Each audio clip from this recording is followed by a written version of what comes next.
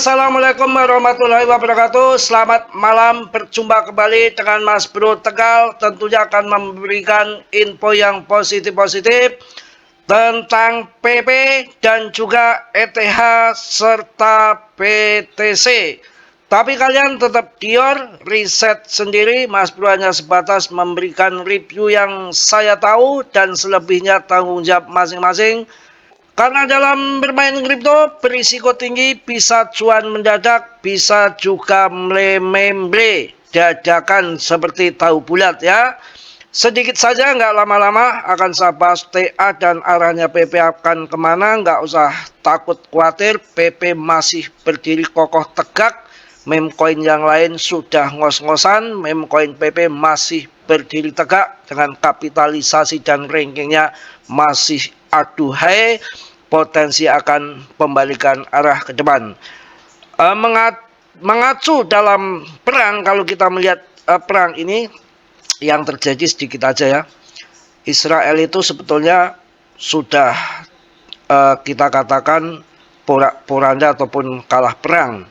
Yang mana kalau melihat kehancuran Gaza selama ini di Gaza itu kan nggak pernah terjadi di Israel. Setelah Israel disangka paling kuat, ternyata serangan rudal Iran tembus ke Israel dan baru merasakan Israel itu sengsaranya parahnya kayak Gaza. Makanya gembar-gembor menangis ya, pokoknya merengek-rengek, kacau balau berkutakan, minta bantuan Trump untuk damai dengan kemarin manipulasi serangan itu hanya untuk supaya damai saja, untuk menutup mukanya AS, juga nutup mukanya Israel, seolah-olah didamaikan gitu. Yang mana Trump sendiri nggak dapat dukungan dari otoritas di sana yang menginginkan sekarang kayaknya kelihatannya akan berjalan damai. Kalau sudah damai, kemudian mungkin PP, PTC, ETH akan pump gila-gilaan ya. Menyangkut nanti perang lagi, skenario berikutnya strategi Iran diambil, akan bom lagi setahun, 2 tahun, 3 tahun lagi. Saya rasa sih bodoh amat, yang penting kita cuan di kripto dulu ya kawan ya.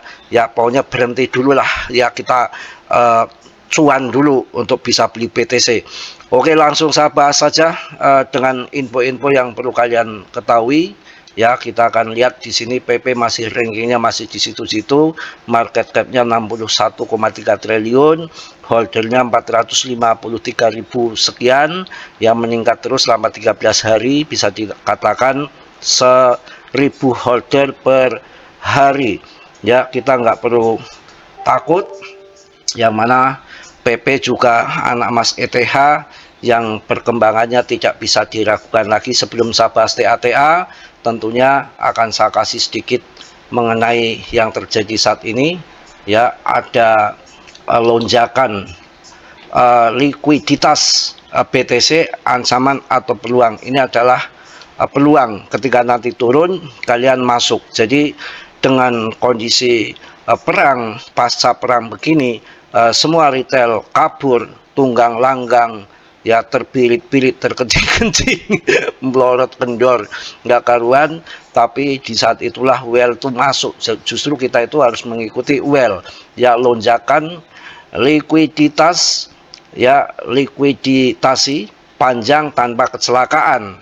Jadi yang namanya dominasi likuidasi ya, panjang telah melonjak yang dari 0% menjadi lebih dari 10% dalam 7 hari. Mereka ternyata pada pasang long besar-besaran dan mengakui bahwa, meyakini bahwa BTC itu akan pump. Jadi nanti kalau ada turun sedikit nggak perlu takut, itulah yang namanya itu peluang untuk masuk. Jadi akumulasi dompet besar saat retail pada kabur, pada berkutakan ini, ada data on-chain yang sudah tidak bisa dimanipulasi ataupun dibohongin, diragukan, nggak bisa ya.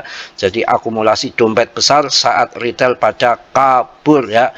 Jadi ada beberapa wallet yang punya 10 BTC, ini yang punya 10 BTC itu nambah 231 wallet ya. Jadi selama 10 hari Juga yang punya di atas 10 BTC nambah 37.465 wallet dalam 10 hari. Artinya BTC diakumulasi di saat turun dampak geopolitik pada harga BTC akibat perang rudalnya si Iran ya. Itu kemudian yang kedua, hari ini adalah ETH diborong besar-besaran kawan sampai 39 juta US dollar kalau nggak salah. ETH diborong besar-besaran, ini tanda-tandanya juga saya rasa akan membuat ETH akan gila-gilaan naiknya nanti. Apalagi BTC adalah PP adalah anak emas ETH. Di saat kondisi turun akibat perang, tapi well Ethereum borong 39 juta US dollar meski harga ETH anjlok dari lebih parah dari Bitcoin ya, akan tetapi kita kabur, mereka memborong. Kita harus ikuti well, jangan ngikuti Martini Mardiah, bahaya ya, koin scam dibeli nanti. Kita membeli PP koin yang jelas-jelas investornya terbanyak ya berdasarkan kapitalisasi pasar.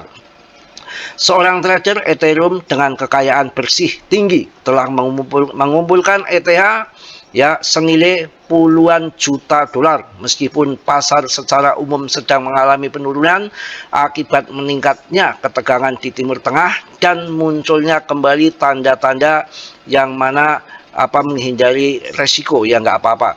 Penurunan tajam Ethereum tak membuat para whale gentar. Alamat dompet kripto OX7355 sekian membeli 9.400 ETH sekitar 39 juta US dollar dalam 2 gelombang besar pada 22 Juni sehingga total kepemilikan ETH-nya meningkat menjadi 330 juta US dollar. Ini lihat walletnya ada, bisa kalian cek ya, jadi nggak ada tipu menipu ya. Jadi pembelian ini terjadi meskipun ETH menjadi salah satu kripto yang utama yang kinerja lagi ambruk ya, tidak masalah. Kondisi memang justru membeli kripto itu bukan kondisi lagi ngaceng, kondisi lagi turun ini justru kita masuk. Tapi ini sudah ada cendo yang ngoler panjang, itu artinya itu adalah serokan well sampai 39 juta US dollar. Ini sangat mantap ya. Kemudian well ETH menunjukkan sentimen optimis. Data dari CoinGlass yang melacak pada kepemilikan well secara umum yang menunjukkan sentimen ya optimistis serupa.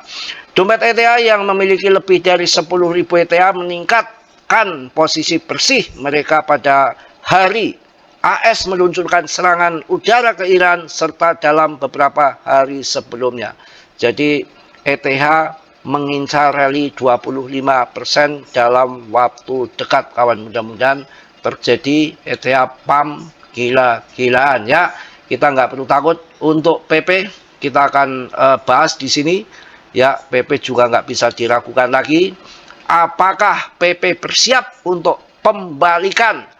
Pola yang muncul ini mengatakan yes I do. Oke bos ya. Jadi untuk PP pertanyaannya, apakah bersiap untuk pembalikan? Pola yang muncul ini mengatakan yes. Pada ini yang ini berita terbaru, tanggalnya hari Senin 23 Juni tahun 2025, yang mana pasar mata uang kripto terus menghadapi tekanan signifikan karena ketegangan geopolitik meningkat antara Israel dengan Iran. Semua turun termasuk PP. Kita akan lihat di sini sinyal fraktal yang dikenal menunjukkan rally besar di depan mata. Kita sabar tunggu sampai akhir tahun. Ketika nanti perang bubar, saya rasa kripto akan giliran kayak rupiah melesat ke atas ya. Sinyal fraktal yang dikenali menunjukkan rally besar di depan mata. Pada grafik harian, PP meniru pola yang terlihat 2 kali pada tahun 2024 sekali pada bulan April dan sekali lagi pada bulan November. Kedua contoh tersebut melibatkan token yang terkoreksi tajam, berkonsolidasi dalam pola pola web ya. Dan kemudian menembus untuk menghasilkan keuntungan besar. Pergerakan pada bulan April menghasilkan rally sebesar 132%, sementara pada bulan November menghasilkan lonjakan yang lebih besar, yaitu sebesar 179%. Wah, mantap. Ini pola ini yang dikatakan sekarang ini sebetulnya sama juga segitiga ini ya, segitiga simetris. Pertama lonjakan, kedua lonjakan, ini 1, 2 sudah terbukti, ini yang 1, ini yang 2 setelah keluar dari garis trendline yang besar, dan ini sama ya, ini sama lagi kondisi di garis trendline yang besar, kemudian nanti bisa loncat ke atas ya. Oke, menurut PP menariknya PP kini telah menyelesaikan struktur serupa setelah menguat tajam pada Mei 2025 dan menghadapi penolakan pada garis tren naik yang telah berlangsung lama. Token tersebut kini kembali tergelincir ke dalam pola biji jatuh sama seperti yang sebelumnya. Rata-rata pergerakan 100 hari juga bergerak di dekatnya, memberikan konfluensi teknis tambahan pada zona harga saat ini. Secara histori ini bertindak sebagai landasan peluncuran untuk rally sebelumnya. Apa langkah selanjutnya? Jika fraktal ini terjadi serupa dengan tahun 2024, penembusan dari pola biji jatuh dapat memicu rally besar menuju area 0,00004. Wah, lumayan berarti hampir Rp1, karena kemarin kan 0,0028 ATH-nya ataupun IDR-nya 0,43, ini 0,004, hampir Rp1. Suatu pergerakan yang akan selaras dengan garis tren resistensi menarik dan mengisyaratkan potensi keuntungan lebih dari 317% dari harga saat ini. Wah, mantap ini. Ini kalau melihat ini kan segitiga simetris dan ataupun trendline, kemudian loncat ke atas, loncat ke atas, loncat ke atas. Mudah-mudahan akan terjadi seperti itu kawan ya. Kemudian kita akan lanjut, juga banyak yang perlu kita ya, sama seperti ini, dan juga di sini juga hampir sama sebetulnya kayak teknikal yang terjadi ini. Ini juga mengisyaratkan harga lebih gila lagi. Bukan 0,4, ini sampai 0,00009, berarti Rp1 lebih ya. Kalau tadi sekitar hampir Rp1 ya, 0,004, kalau ini 0,009, lebih tinggi lagi. Ini yang pertama terjadi, yang garis bambu kuning titik-titik ke atas ini kita anggap bambu kuning ini satu, ini terjadi. Ini yang kedua terjadi, ini setelah trendline terjadi, ini lagi mengulang trendline, dan ini ada di kotak yang abu-abu ini.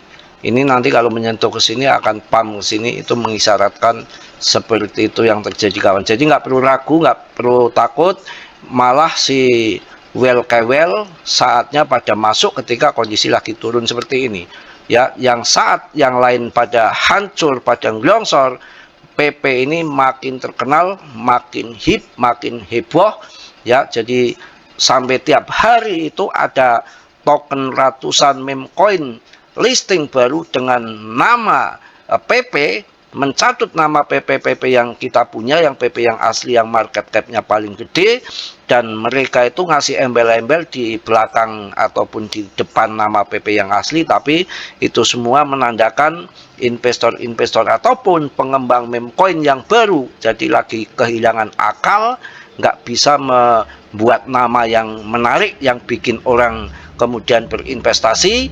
Maka yang lagi hip adalah koin PP yang kita punya.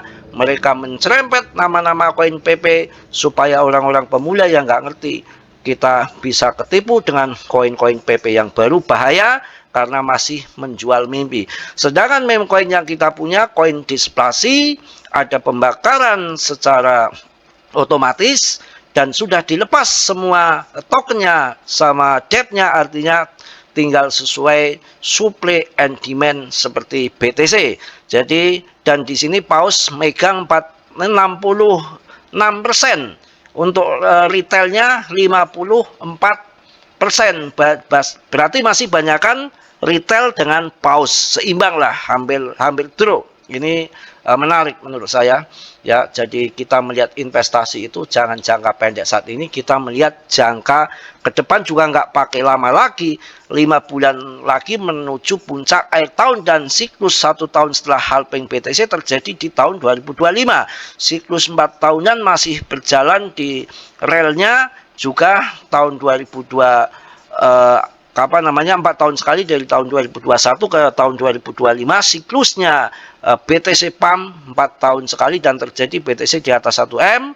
Ini tinggal all season coin saja, dan BTCD masih tinggi ya, itu nanti setelah turun ke bawah, dan altcoin dominan juga kondisinya ada di bottom, ada di support yang kuat, mungkin nanti juga akan mantul ke atas diiringi dengan BTCD-nya turun. Jadi kita sabar, selagi kita bermain di koin-koin yang bagus, yang punya fundamental, saya rasa tidak perlu takut, tidak perlu khawatir. Mau hancur 90%, 70%, kalau memang koin itu bagus, di saat bull nanti juga akan balik kembali, sangkut-sangkut akan hilang, bahkan akan cuan berkali-kali lipat. Juga dengan fundament yang sangat bagus, Powell juga diinfokan September sama akhir tahun akan pangkas suku bunga, dan perang kondisinya juga akan mereda, yang mana si Trump sudah ingin mengadakan nego perundingan dengan Iran, dengan tandanya kemarin spekulasi untuk menjatuhkan bom di Iran itu hanya memperingatkan supaya nego bisa berdamai, karena itu daripada dilanjut itu menengahi. Kalau dilanjut saya rasa Israel akan jadi debu. Jadi Israel yang selama ini tidak pernah merasakan sendiri sakitnya ketika kehancuran perang, ini baru merasakan seperti Gaza, makanya dia langsung menjerit, minta Trump bagaimanapun caranya harus bisa berhenti.